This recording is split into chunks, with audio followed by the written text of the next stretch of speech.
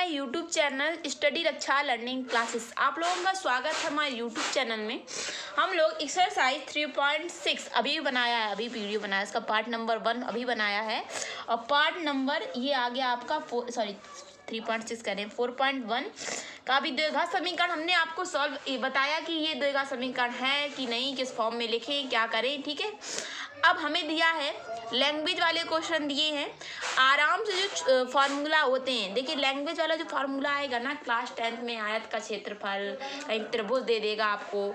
सिर्फ ये दिया है क्लास 5 और 4 में, 6, 7, 8 में लर्न किए फार्मूले, वही फार्मूले काम आ जाएंगे। जो भी इक्वेशन बताया वैसा इक्वेशन बना लेंगे, बस क्वेश्चन सॉल्व हो जाएगा। ये करना है हम लोगों को। देखिए हमें दिया है एक आयताकार भूखंड का क्षेत्रफल। एक आयताकार है कोई जगह, उसका क्षेत्रफल कितना है? 528 मीटर स्क्वायर है। क्षेत्रफल की लंबाई और चौड़ाई, आयत का क्षेत्रफल बराबर लंबाई इंटू चौड़ाई, दोगुने से एक अधिक है। यानी कि अगर हमें एग्जैक्टली आयत का क्षेत्रफल की ना लंबाई पता है ना चौड़ाई पता है, लेकिन एक कंडीशन दे दी, सिचुएशन दे दी कि लंबाई चौड़ाई के दुगने से एक अधिक है। हमें भूखंड की लंबाई और चौड़ाई ज्ञात कीजिए। मैंने बोला था जो ज्ञात करना है उसी को मान लेते हैं। ठीक है, तो माना आयताकार भूखंड की लंबाई, माना आयताकार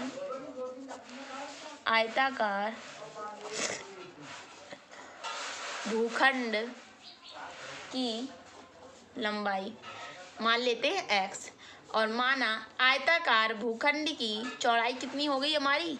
चौड़ाई होगी हमारी y। अब देखिए अब क्या करेंगे, वो कह रहा है कि क्षेत्रफल की लंबाई, क्षेत्रफल की लंबाई यानी कि x कितना है? चौड़ाई के दुगने से एक अधिक है। ये भाई सिचुएशन दे दी।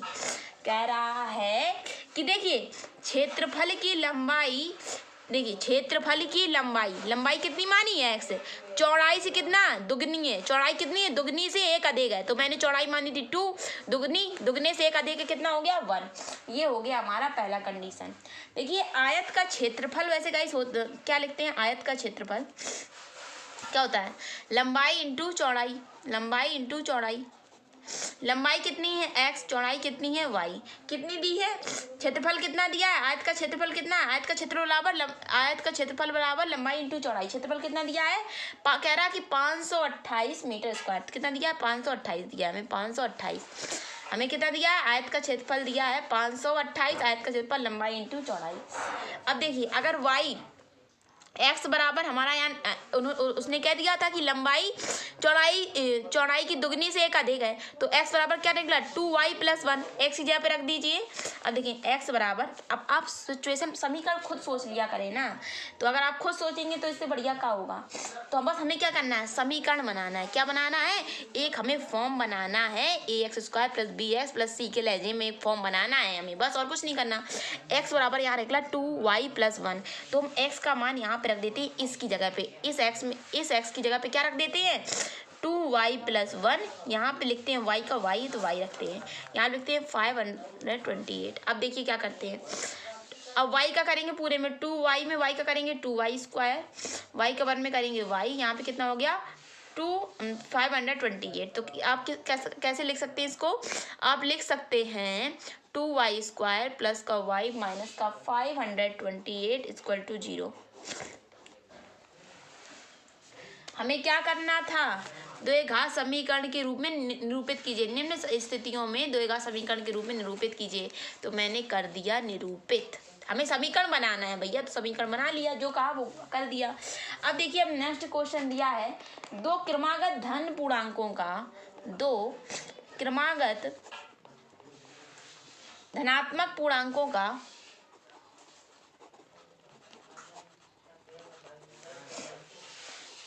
गुणनफल 306 है। हमें पूर्णांकों को ज्ञात कीजिए। हमें पूर्णांक क्या है? हमें पूर्णांकों को ज्ञात कीजिए। हमें पूर्णांकों को ज्ञात करना है, हमें पूर्णांकों को ज्ञात करना है। हमें पूर्णांकों को ज्ञात करना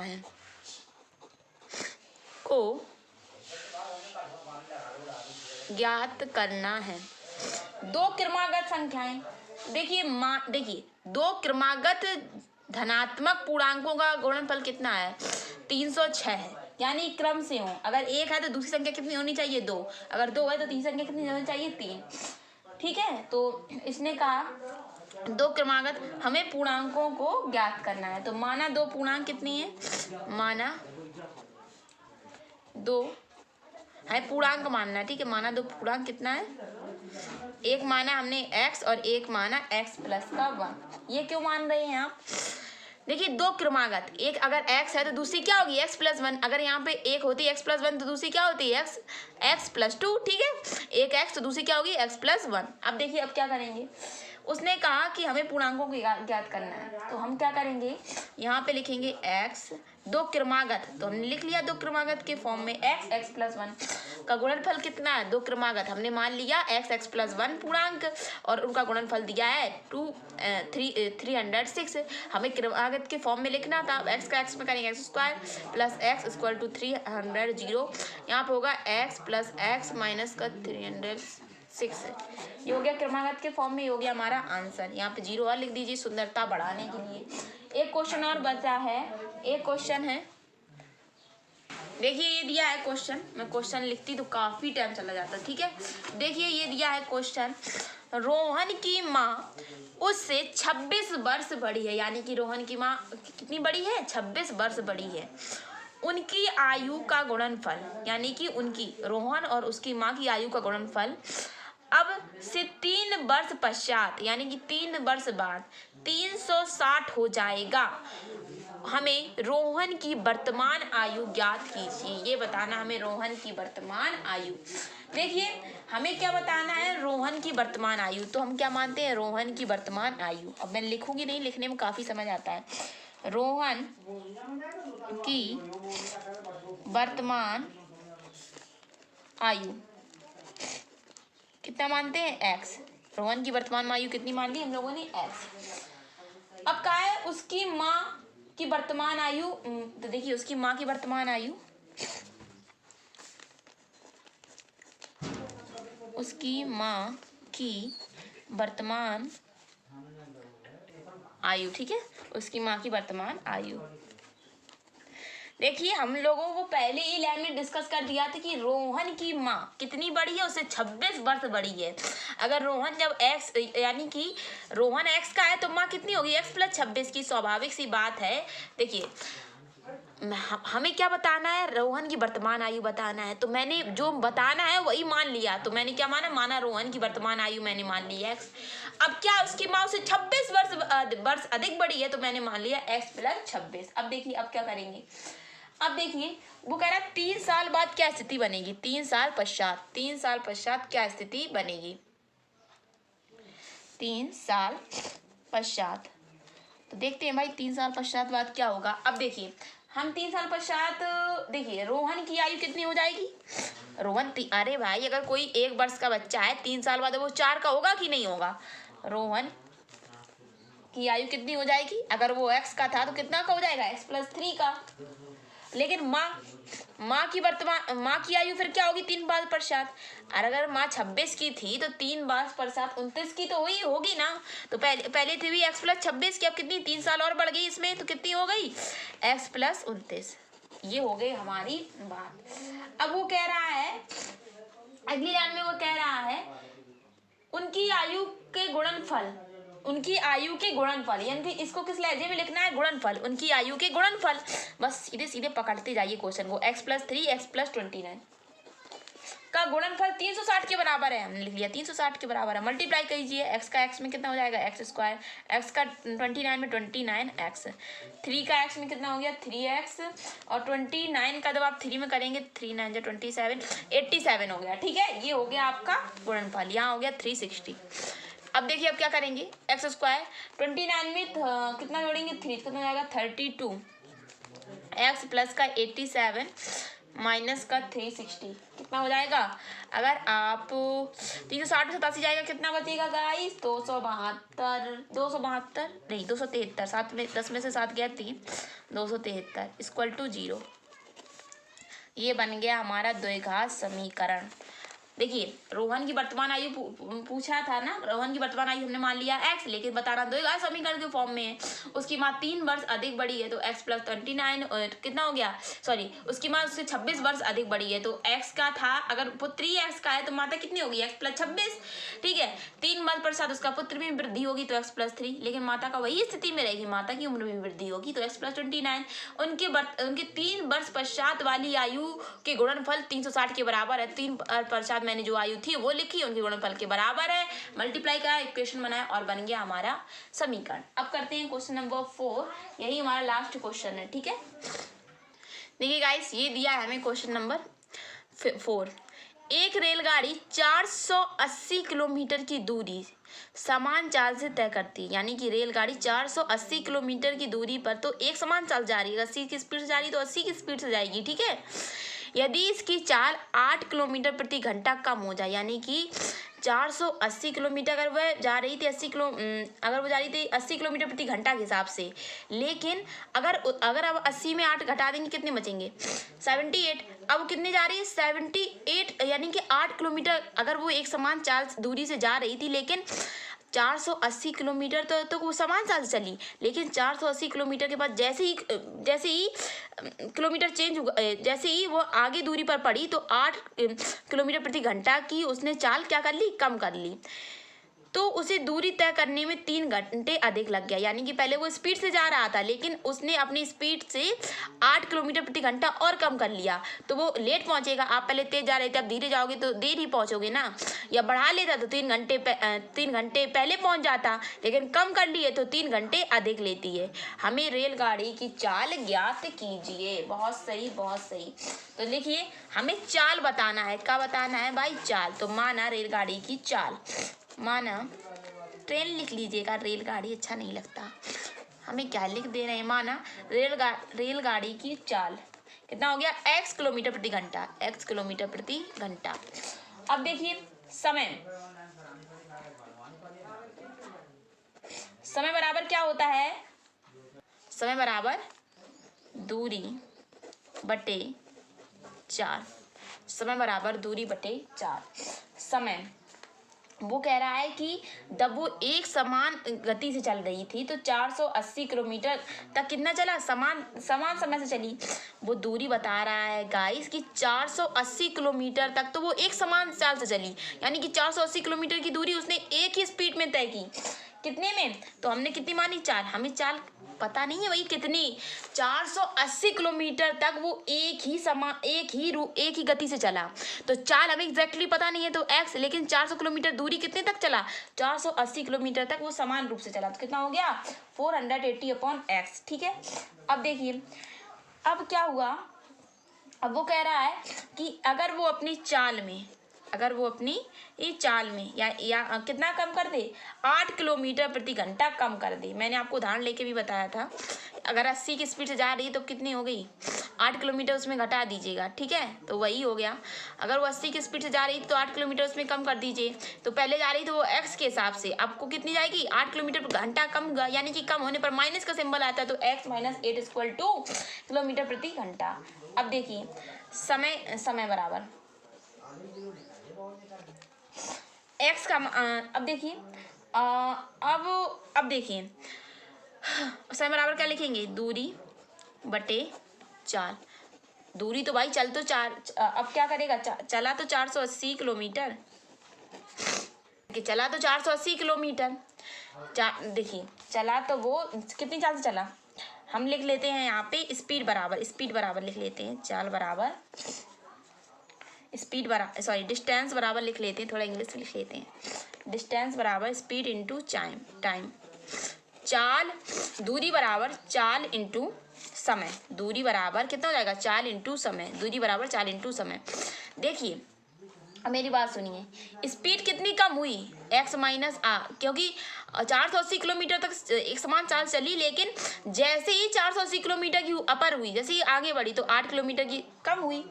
अब देखिए वो कितने समय पहुंच रही थी, 480 की स्पीड से 480 किलोमीटर तो समान चाल चली, लेकिन उसे 3 घंटे अधिक समय लग गया। कितना, 3 घंटे अधिक समय लग गया। कितना, 3 घंटे अधिक समय लग गया। और दूरी कितने में 480। नहीं आया समझ में? हमने लिखा दूरी बराबर चाल इंटू समय। अब वो उसने कितनी दूरी थे 480 किलोमीटर तक, तो वो एक समान गति से गया। लेकिन जैसे ही 480 किलोमीटर से आगे बढ़ा तो उसने क्या की, अपनी स्पीड में 8 किलोमीटर प्रति घंटा की कमी कर ली। कितने 8 किलोमीटर प्रति घंटा की कमी कर ली। तो कितना 480 किलोमीटर कितने समय में गया, एक्स की चाल से गया, लेकिन उसने 8 किलोमीटर प्रति घंटा कमी कर ली तो 3 घंटे और ओवर समय लग गया। कितने में 480 किलोमीटर दूरी तय करने में। अब देखिए अब क्या करेंगे, अब इसे सॉल्व कर लेंगे आसानी से और कुछ ना करेंगे। अब दिया है हमें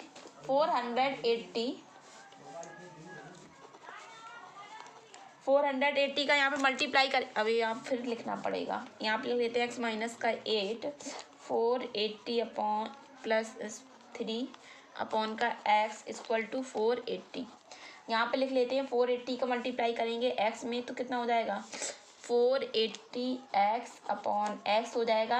यहाँ पे कितना हो जाएगा, यहाँ पे आपका हो जाएगा 3x, यहाँ पे आपका हो जाएगा 480 का आपका करेंगे कितने में 8 में, तो कितना हो जाएगा 38 40। यहाँ पे कितना हो जाएगा 38 40, एक मिनट रुकिए।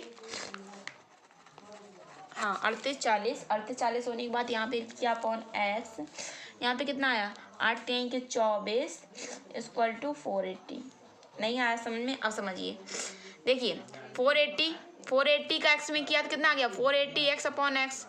अब 3 का एक्स में किया कितना आ गया प्लस का 3x। 480 का कराया आपने -8 में कितना आ गया 38 40 और अपॉन में x है, x ये भूल जाइए, अपॉन में x कर दीजिए, बस सीधा सीधा मल्टीप्लाई कराइए किया इतने में। ठीक है, यहाँ पे लिखा 480। अब देखिए दूरी कितनी तय की थी, दूरी तो 480 किलोमीटर की तय की थी, लेकिन 480 किलोमीटर में जब उसने 8 किलोमीटर प्रति घंटा की कमी कर ली तो 3 घंटे और उसे अधिक समय लगा पहुँचने में, इसलिए मैंने यहाँ +3 लिख दिया। एक बार फिर समझाएंगे आप इसे। अब देखिए अब क्या करेंगे, इतना होने के पश्चात बाद देखिए 3x आप यहाँ पे लिखेंगे इक्वल टू, यहाँ पे लिखेंगे 38 40 अपॉन x। ठीक है, यहाँ पे ले जाइए आप पक्षांतर, यहाँ पे माइनस का ले आइए सिंबल, 3x माइनस का 38 40 अपॉन x, यहाँ पक्षांतर करके ले जाइए। यहाँ पे कितना 480 है, वही 480, यहाँ पर भी जाएगा कितना हो जाएगा 480 प्लस का 24। एक बार हमने x का एलसीएम लेके यहाँ पे x को रख दिया और 3x और 38 40 को यहाँ पे लिख दिया और 75 करके इसे वहाँ भेज दिया, तो ये एक बढ़िया बात निकल आई, कैंसिल हो गया। अभी मैं इतनी शॉर्ट ट्रिक्स बताऊंगी ना इसकी कि एक ही बार में समझ में आ जाएगा। अब इतना हो गया। अब देखिए यहाँ पे आ गया आपका 3x, ठीक है, 3x का x में करेंगे कितना हो जाएगा 3x स्क्वायर, यहाँ पे हो गया 30 40, यहाँ पे हो गया आपका 20। अब देखिए यहाँ पे भी लाएंगे आप 24, 75 करके यहाँ पे लाएंगे, यहाँ पे कितना हो जाएगा माइनस का 24 में x का करेंगे, माइनस का 24 में आप किसका करेंगे x का करेंगे, कितना हो जाएगा 24x। तो यहाँ पे मैं नहीं लाती हूँ, वहीं पे रहने देते हैं आप। ठीक है अभी, तो अब लाते हैं घसीट के 3x स्क्वायर 380 40 माइनस का 24x। अब देखिए अब क्या करेंगे, अब इसमें कॉमन, अब हम थोड़ा लहजे में लिखते हैं। यहाँ पर 24x है तो जो बड़ा है उसे पहले लिख लीजिए, जो छोटा है, क्योंकि फॉर्म में तो ये बड़ा है ना। अब देखिए अब इससे अगर आप 3 कॉमन ले लेंगे 3 तो कितना बचेगा x स्क्वायर 3 8 24। यहाँ पे क्या करेंगे, यहाँ पे लिखा रहने दिए 38 40 3840 इक्वल टू आप लिख दीजिए यहाँ पे 0। अब देखिए अब क्या करेंगे, अब x हो गया 3 कॉमन लिए थे ना, सॉरी 3 कॉमन लिए थे, एक minute guys, x square minus का 8। देखिए 38 40 क्या 3 से कैंसिल हो जाएगा, 3 से कैंसिल हो जाए तो बहुत ही बढ़िया बात है। बिल्कुल गाइस, ये कट गया हमारा 3 एकम 3 3 दूनी के 6 2 बचे 3 8 24 1280 बार कट गया। ठीक है, ये कट गया हमारा 1280 बार इक्वल टू 0। अब ये चला गया इसके फॉर्म में नीचे, एक्स स्क्वायर माइनस 8 माइनस का 112 1280 0/3 कितना बचा एक्स स्क्वायर माइनस का 8, इसको ये आ गया आपका न्यू इक्वेशन, ये बन गया आपका द्विघात समीकरण। आया समझ में?